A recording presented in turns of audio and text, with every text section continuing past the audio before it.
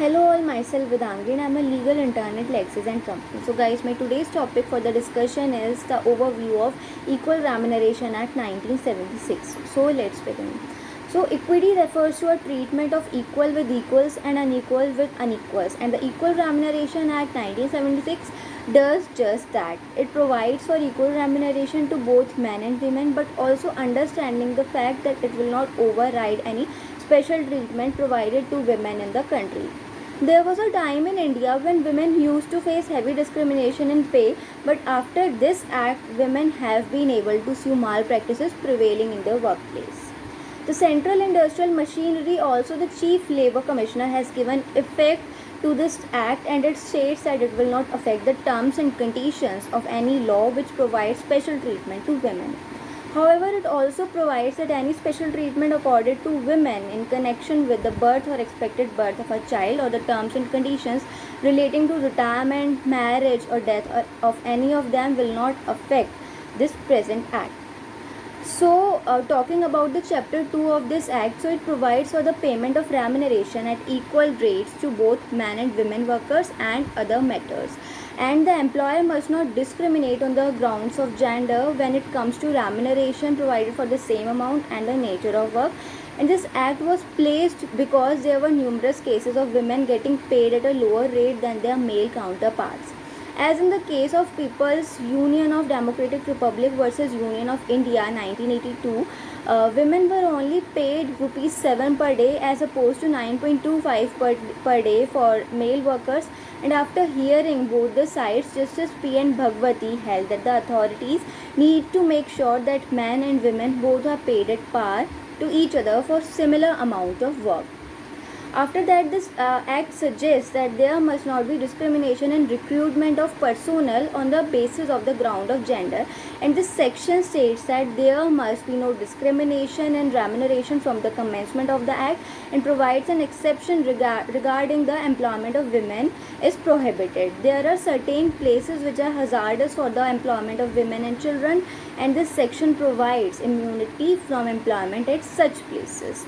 Now, talking about the advisory committee, so section 6 subsection 1 of this act states that an advisory committee must be created which will aid the purposes increasing employment opportunity, and the government is already taking all the possible steps in making a change in the remuneration policies of the employers in India.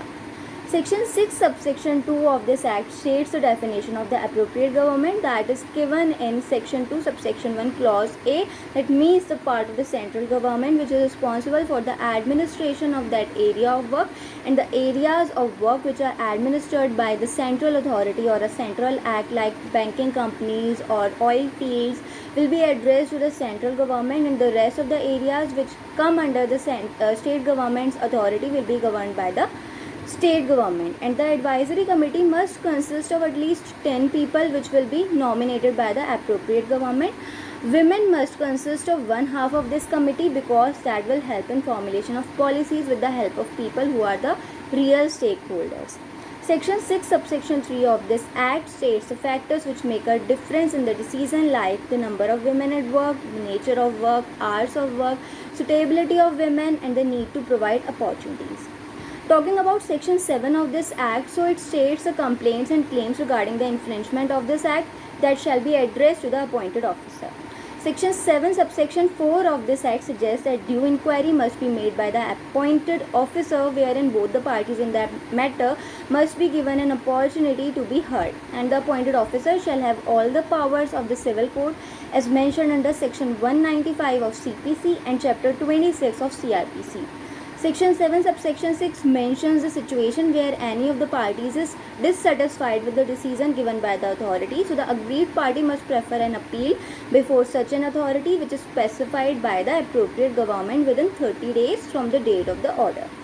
Section 8 of this act specifies a duty of the employers to maintain a record of the employees which must contain detailed information regarding the remuneration, and this is done in order of gauge if there is any discrimination in pay on the basis of gender, and the ascertainment of offence is important in order to impose the correct amount of liability. And in order to ascertain the offence, the appropriate government is given a task to appoint an inspector who will be responsible for carrying out the investigation. And section 8 subsection 2 of this act suggests that inspector must be a public servant, and the inspector is bestowed with the certain powers which help in carrying out the investigation smoothly. The inspectors have the powers while investigation which are provided in section 8, which are as follows, like entering the premises at reasonable hours, calling for any official or official documents for examination, calling for evidence at any given point of time, examining the employer and making copies of the required documents. Also, section 10 of this act provides for the penalties in case if any employer fails to comply with the norms provided in this act. So section 10 of this act specifies that if an employer fails to maintain a register, fails to produce the register, refuses or omits to give evidence, and refuses to give any information, and makes any recruitment in contravention of the provisions of this act, makes payments at unequal rates, and makes any discrimination on the basis of the gender, then he or she shall be punishable with at least a fine of 10,000, which may extend till 20,000, or imprisonment not less than 3 months, which may extend to 1 year. Also, the section 11 of this act specifies that if an offence is committed by any body corporate and includes a firm or other association of individuals, then he or she shall be deemed to be guilty of the offence. And the section 12 of this act was amended in 1987 with the Equal Remuneration Amendment Act 1987, which suggests that metropolitan magistrate or a judicial magistrate of the first class will be at authority at the lowest position for reviewing such a case under the act, and the courts are allowed to take cognizance only in its own knowledge or any complaint made by the appropriate government. And an authorized officer can also complain to such an authority, and the aggrieved person is also authorized to take his or her own complaint to the court. Apart from these, the court shall not entertain any complaint under this act. The central government has the power to make regulations in order to protect the interests of the employees, and therefore the section 13 of this act mentions the powers of the government to form policies and regulate the changes in this act.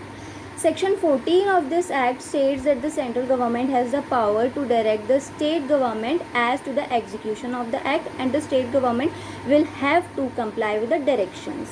Section 15 of this act was amended by Equal Remuneration Amendment Act 1987, which provides for all the possible exclusions which helps with the protection of the interests of women who require special treatment.